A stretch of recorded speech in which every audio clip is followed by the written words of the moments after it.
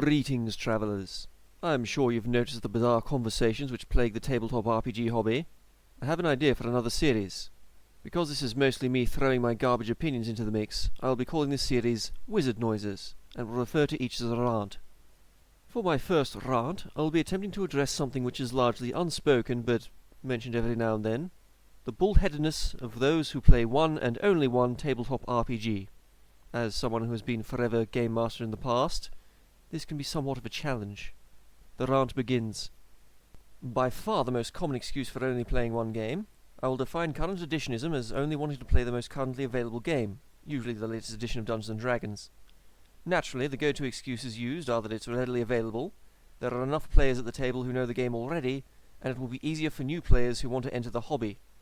I call bullshit on all three of these points. Firstly, your game master is running the game, and should choose what system to run that game in. Secondly, if your GM is willing to run something new, he is willing to help you learn and should be able to teach you as you go. Thirdly, it is not the responsibility of players at the table to evangelize for a game design company's products. What really gets my goat about this is when a new RPG comes out, and the focus of current editionism changes, and none of the habits do. Refusal to learn any other system is the next most common excuse for only playing one game. Those who are introduced to the hobby via finicky or overly complex games will default to the excuse of it being hard enough to keep the rules of one game in their heads without having to learn a whole new system. Of course, current editionism bleeds in here somewhat, as this is the default position of those who got into the hobby on a particular game and refuse to move on. If you're watching this video shortly after it was uploaded, you're going to see this phenomenon a lot, given that the 2024 rewrite of D&D 5th edition came out recently. Eventually, these players will be without a game, and will either relent and pick up a new game, or leave the hobby entirely.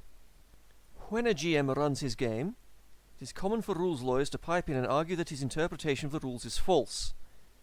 This is not what I'm talking about with backseating in the broader context of this rant. What I am referring to is players who try and suggest what to include in the game to the GM, which sometimes does include what system to run instead of what he intends to run. Mercifully, they tend not to do this at the table, at least in my experience. However, there is a near certain overlap with personality types who tend to be problem players for a myriad of other reasons, not the least being a refusal to run the game they actually want to play. If you don't cast them out over other issues, these kinds of players inevitably wash out. Let them. There is one theme which permeates all these kinds of players. They're using a specific game system as a tool in an attempt to attain an experience they had once before.